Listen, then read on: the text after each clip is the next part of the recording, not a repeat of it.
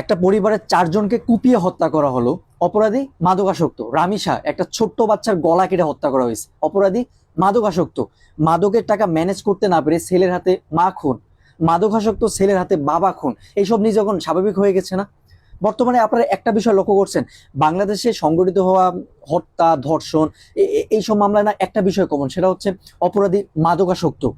এখন আমার কথা হচ্ছে, এই সব মাদকে আসলে কি এমন উপাদান ব্যবহার করা হচ্ছে যেটা সেবনের পর একজন মানুষ মুহূর্তেই একটা মানুষ থেকে পশুতে রূপান্তরিত হচ্ছে, যেটা সেবনের পর একটা মানুষের মনুষ্যত্ব থাকতেছে না, তারপর সেই সব পাশবিক নৃশংসতম হত্যাযজ্ঞগুলো চালাচ্ছে। দেখুন, বিভিন্ন গবেষণায় দেখলাম বর্তমানে বিশ্বে যে মাদকগুলো পাওয়া যাচ্ছে, এখানে কিছু ভয়ঙ্কর উপাদান মেশানো হচ্ছে। তার মধ্যে এমফেটামিন এবং বিভিন্ন ধরনের যৌন উত্তেজনামূলক বিভিন্ন ধরনের উপাদান। এগুলো সেবনের পর মানুষের ব্রেনের যে ফ্রন্টাল লবগুলো থাকে, এগুলো অকেজো হয়ে যাচ্ছে। মানে যেটার মাধ্যমে একটা মানুষ চিন্তা করে যে কোনটা ভালো কোনটা মন্দ, এই জিনিসটাই নষ্ট হয়ে যাচ্ছে। ফলে একটা মানুষ মুহূর্তেই তার মনুষ্যত্ব থাকতেছে না একটা মানুষের মধ্যে। তার ফলাফল দেখুন কি ধরনের পাশবিক এবং নৃশংসতম হত্যাযজ্ঞ তারা চালাচ্ছে, যেটা আপনি কল্পনাই করতে পারতেছেন না, সেটা তারা ঘটাই ফেলতেছে। এখন সবচাইতে গুরুত্বপূর্ণ প্রশ্নটা হচ্ছে, এই মাদকটা আসলে আসতেছে কোথা থেকে?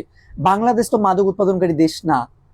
কিছুদিন আগে স্বরাষ্ট্রমন্ত্রীর একটা ভিডিওতে দেখলাম, তিনি বলতেছেন বাংলাদেশের অধিকাংশই মাদক আসে হচ্ছে ভারত এবং মিয়ানমারের অঞ্চলগুলো থেকে। ভারতে আবার দেখলাম ফেন্সিডিল, ইয়াবা এইসব জিনিস নিষিদ্ধ। তার মানে ভারত ইচ্ছা করেই এইসব জিনিস উৎপাদন করতেছে বাংলাদেশে পাচার করার জন্য। মিয়ানমার থেকেও মাছের বরফের মাধ্যমে বাংলাদেশে প্রতিনিয়ত কোটি কোটি টাকার মাদক ঢুকতেছে। এখন আমরা এই বাইরে থেকে আসা যে মাদকগুলা, এগুলা কি কখনো ল্যাব টেস্ট করার প্রয়োজন বোধ করছি? করি নাই। তারা কোন উদ্দেশ্যে এগুলো বাংলাদেশে পাঠাচ্ছে এটা বোঝা ট্রাই করছি? করি নাই। সংসদে কি এগুলো নিয়ে আলোচনা হয়? কোনো আলোচনা হয় না। একটা চক্র উদ্দেশ্য প্রণীত ভাবে বাংলাদেশের তরুণ প্রজন্মকে ধ্বংসের দিকে ঠেলে দিচ্ছে, অথচ এটা নিয়ে না কারো কোনো মাথা ব্যথা নেই, কেউ কোনো পদক্ষেপই নিচ্ছে না। আপনারা একটা বিষয় লক্ষ্য করুন, বাংলাদেশের বর্তমান যে তরুণ সমাজ আছে, তারা কিন্তু ভারতের যে একচেটিয়া আধিপত্য এটার বিরোধী।